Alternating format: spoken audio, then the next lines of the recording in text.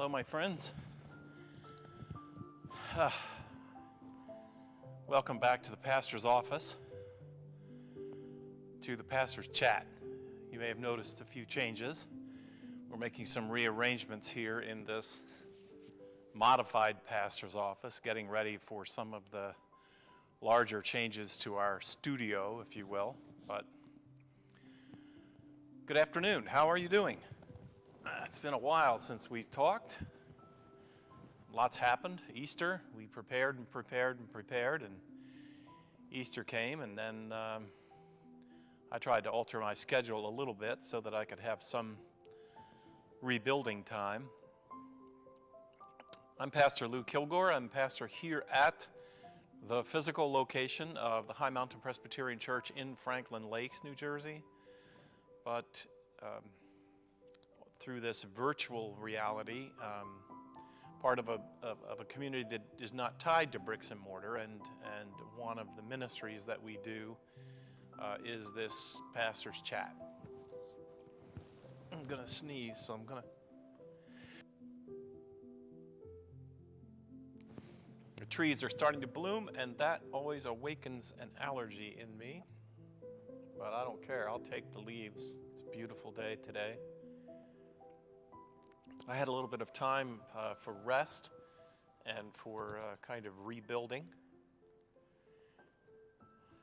I spent some quality time with my dad, who is 94 and is working through some grief issues related to the death of my mom a year ago now. Some of you were very kind, sent cards and remembered. So life continues to go on. It has all of it blended in together. A good friend of mine used to say all the time, life is messy. It's messy. It's at times chaotic. It doesn't mean that the messiness is all one or the other. Sometimes the good is mingled right in with the bad, the painful, the heartaches, and right there alongside it is something euphoric, something that is wonderful. Thus is the nature of this life. So how are you? How have you been? I think probably if we had been in the process of meeting every day and then checking in like we do, and you telling me what's happening in your life every day, and then we had a week without, we'd have a lot to talk about. So I'm sure as you reflect on the week that has gone by, a lot's happened in your life. A sociologist wrote a couple of years ago that the pace of our lives in contemporary North America is very fast.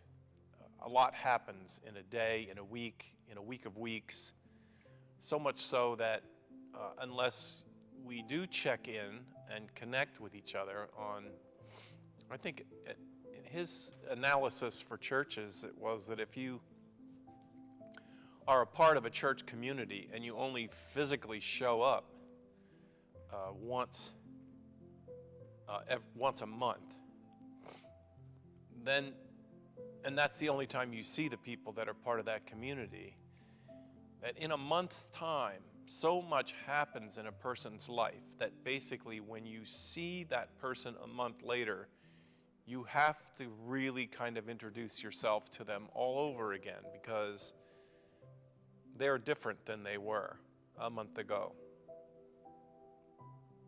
Things happen, things that change us, that shape us.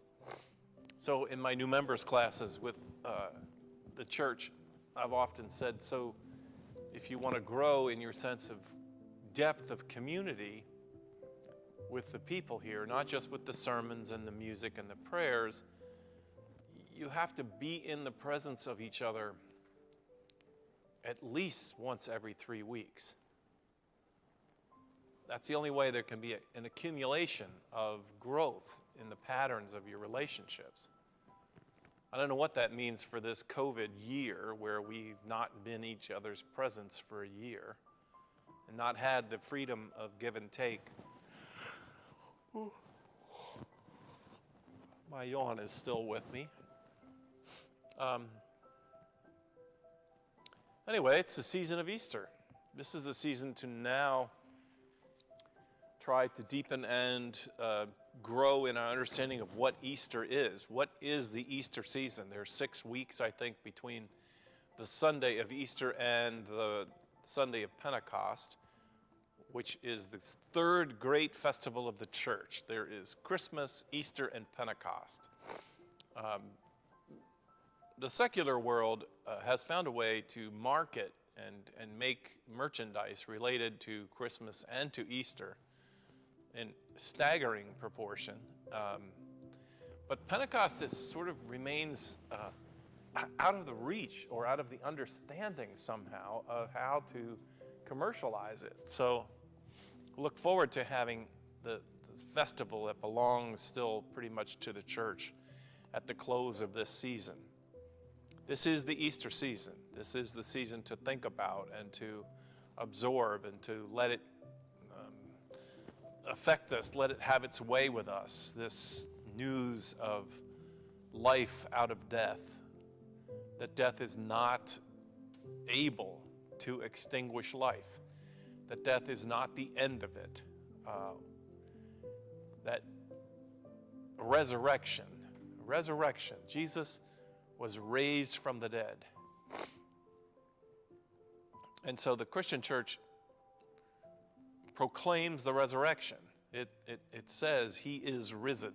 Jesus is risen from the dead. And again, you won't be surprised that for me, I think in the year 2021, we need to listen carefully and think about what it is actually claimed happened in the experience of the apostles and the disciples. So let me start with this word. So today, I just want to focus on the word resurrection. Resurrection, in its literal translation, means we see again, to see again. It's resurrection. It is to see again for a second time. So it was applied in the early church. It was applied because they had seen Jesus die, and they had given themselves up to the fact that that was the last time they were going to see him. They would not see him ever again. And yet, 3 days later, they saw him again. That's what Mary said. I have seen the Lord. She didn't make a lot of doctrinal claims about what that meant. She had an experience that was real. There's no question about that. But it was an experience of the resurrection. She saw Jesus again. And I'm not trying to take anything away from the power of the claim of resurrection. I just want to be clear. In the Gospels, in 2 of the Gospels, maybe all of them, I'm not sure, but before Jesus was put on trial and was crucified, he had gone to the home of Mary and Martha, where his friend Lazarus had died. And Jesus prayed a prayer, went into the tomb, and called Lazarus out of the tomb. He was raised from the dead. And they untied him from the grave cloths. He was released from the treatment. And he walked out of the tomb, out of the grave, and walked home with them. I'm assuming someone must have gotten him some clothes, or otherwise he would have been naked. And they walked home to Mary and Martha's house, and there was Lazarus sitting there at the table with them. He had come back to life with them. Now, what I want to say is the claims about Jesus and the resurrection are very different than that. That is actually not what was recorded about Jesus' resurrection. And I don't know what you want to make of it. I'm not trying to say well, then this means this. Or I'm trying to say, let's try to be clear.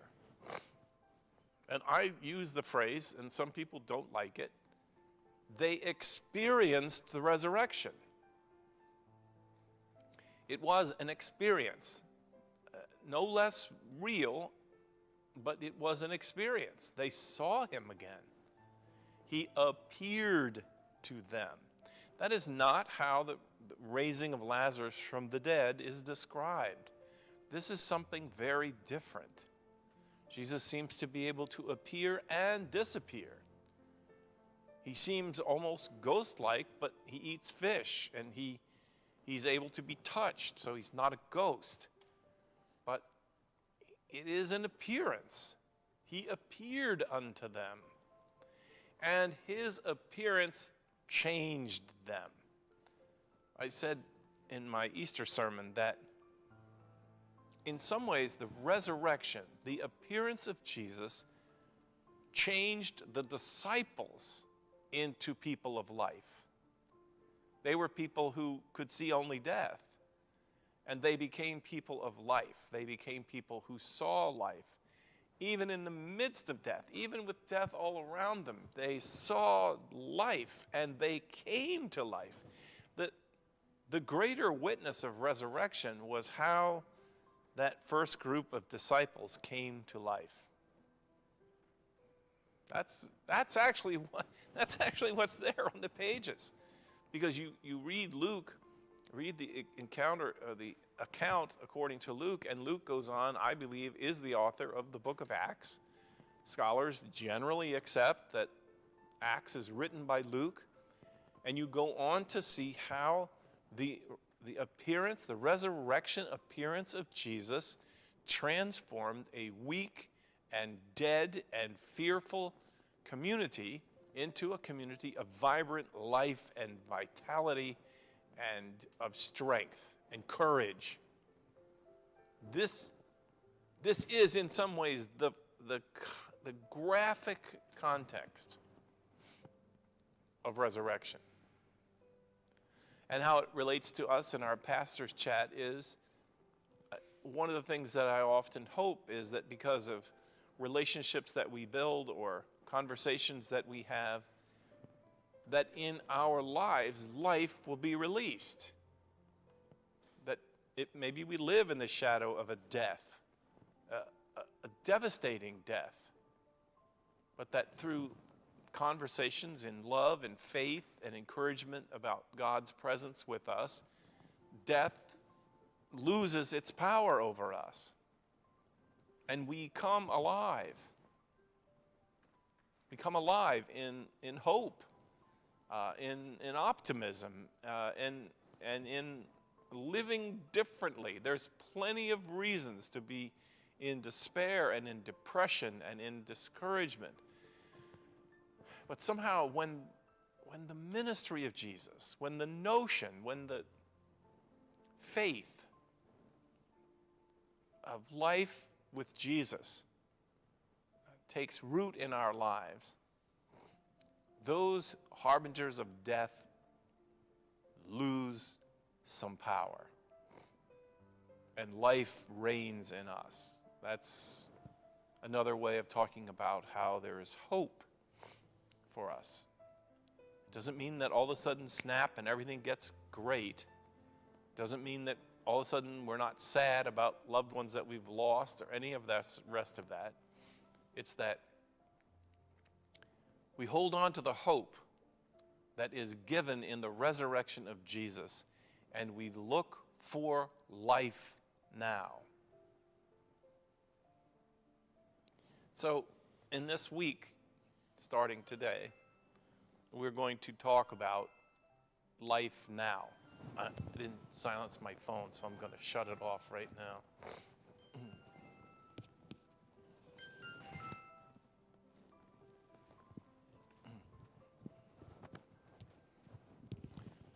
I apologized for that. I'm back in the saddle now, but I forgot to shut off my phone. So this week, I'd like to talk about what brings life to us. What is it that makes us fully alive? because that's Easter. That is Easter. It is true, and there's no question in my mind. I believe in life after death. I do. I believe in heaven. I do. And I believe what I say in funerals all the time, and that is that God will never lose a single one of us, not one. God is the shepherd of the sheep, the good shepherd. And so we are eternal members of God's family. And death does not have the final word in the order of powers in this world. It does not. I don't know what that means. I don't know what life after death will look like. Neither does anybody else. Don't let anybody try to tell you. They don't know. Jesus went to childlike images and said, well, imagine a big house where there's a room for every single person in the big house. That's as far as he went, really, in describing it. And it was to be, and it is a comfort to know that there is life after death, that I will see my mother again, and others that I have lost. We will be together again. But the resurrection and the early church was about the business of life, here and now. The disciples asked Jesus, when will the new world come? When and what will that be like? And Jesus' response to them was, my friends, I've been trying to teach you about life here and now, and you struggle to understand life here and now. So if you struggle with what is right in front of you, if you struggle with how to have life, how to really live life fully here and now, and I can't explain it to you in a way that helps you to grab hold of that now, how can I attempt to explain to you anything about the life to come? And so with that, Jesus just dismisses that and says, let's get busy with eternal life, life which is everlasting, that is present among us, that can be welcomed. What does it mean to be alive? Really alive in this world? And this is actually where the notion of being born again comes from, is that somehow the first birth that we experienced didn't release us into this fullest sense of life. That we have to receive from God another birth, to be born again. And I always say, it never said you were born again once, to be born again and again and again and again and again. You have to be constantly being born into this life, which Jesus helped us to see and understand. So there you have it. That's this week with the pastor. That's this week. And it'll be interesting to be doing this kind of a series of chats, not knowing really where you are. Maybe the spring has bolstered life in you and you're beaming and happy. I'm so glad. But on Friday of this week, I'll be doing a funeral of a friend who died. And so in the context of death, we'll be talking about life. And then this coming Saturday, for the first time in over a year, we have a baptism for a new family that's moved into the area and got to know us through our online ministry. Life is breaking out all around us. And so we'll be thinking about that this week and listening and praying for God's Spirit to strengthen that in us.